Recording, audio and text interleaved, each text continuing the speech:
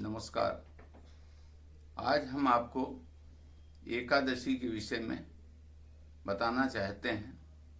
किस दिन है एकादशी में लोगों के मत अलग अलग हैं। कुछ लोगों का कहना है कि 5 फरवरी को है, कुछ लोगों के विचार में 6 फरवरी को है। हम आपको ये बताना चाहते हैं कि एकादशी 5 फरवरी को 5:24 से चालू होगी और जो दिनांक 6 फरवरी को शाम 4:27 तक रहेगी। अतः उदया तिथि होने के कारण ये हमारी एकादशी 6 तारीख को ही मान्य होगी। इस दिन सुबह उठ करके विष्णु भगवान का पूजन करना चाहिए और तिल का विभिन्न प्रकारों से भोग लगाना चाहिए और प्रयोग में लेना चाहिए, दान भी देना चाहिए।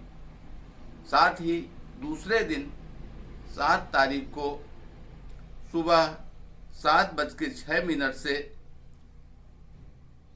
9:18 तक पारण का समय है। व्रत के बाद पारण का यही अच्छा समय है, अतः पारण करें। साथ ही हम आपको एकादशी की ये कथा बताते हैं। ये एकादशी खरतिला एकादशी के नाम से कही जाती है। इसमें तिल का विशेष महत्व होता है।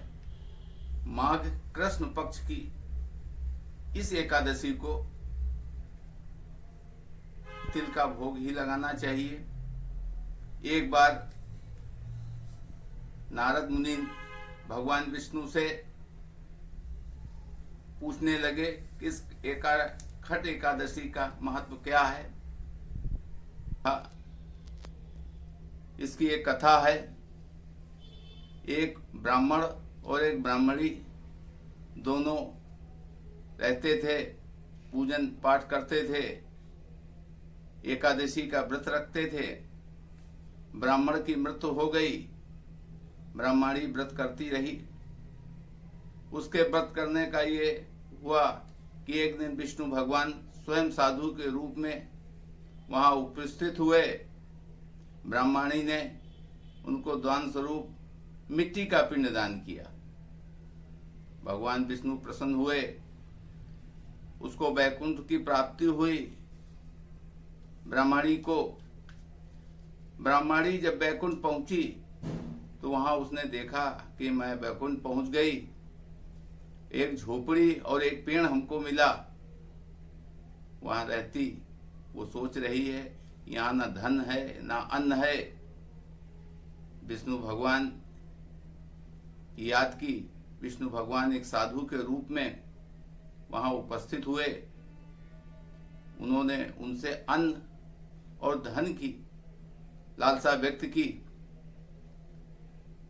साधु ने कहा कि आपको भगवान विष्णु ने कहा इस लोक में आपको देव कन्या मिलेंगी, उनसे व्रत एवं उनकी विधि पूछिए। ब्राह्मणी ने व्रत रखा, देव कन्या मिली।